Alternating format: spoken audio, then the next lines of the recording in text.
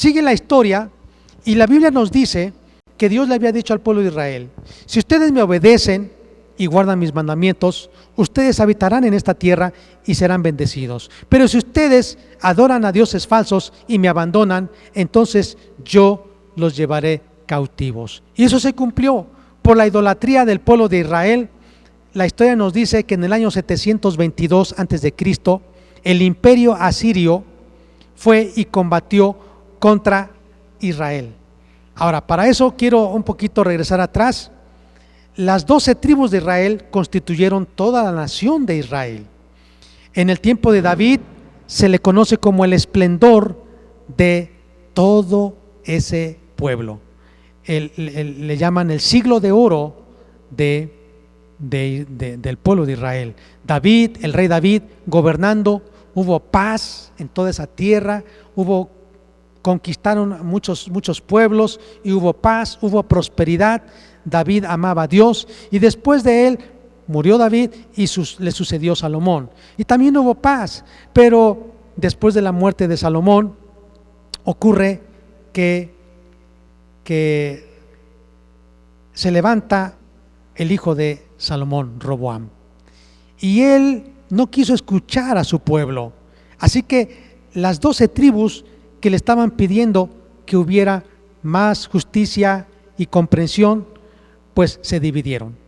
10 tribus de Israel, que eran 12, se dividieron de la casa de Roboam, del rey Roboam, y esas 10 tribus se constituyeron en el reino del norte, Israel.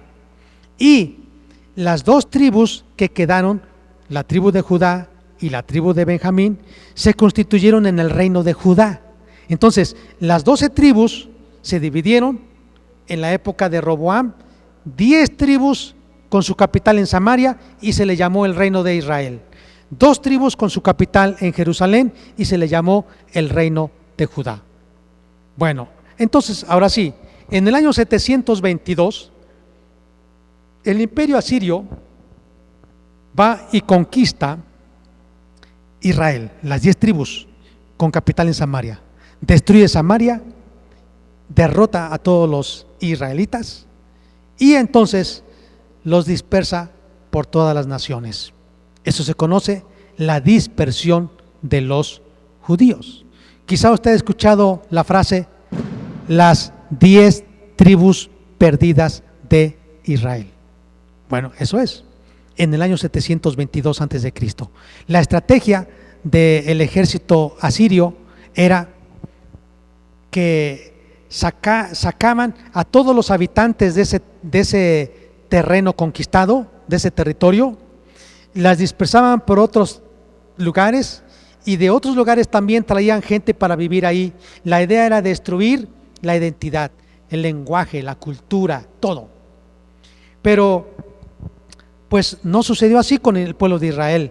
Ellos siempre han sido muy cuidadosos en cuidar su identidad, su genealogía.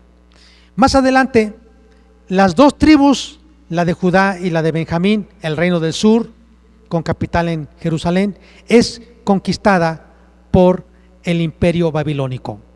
Desde el año 606 que sitiaron a Jerusalén hasta 20 años después, 586 a.C., entran, queman, destruyen el templo de Salomón, el templo de allá de Jerusalén, destruyen los palacios, los muros, en fin, es toda una situación triste. Esto lo vamos a ver que lo narra Jeremías y también está narrado en el libro de Lamentaciones en la Biblia.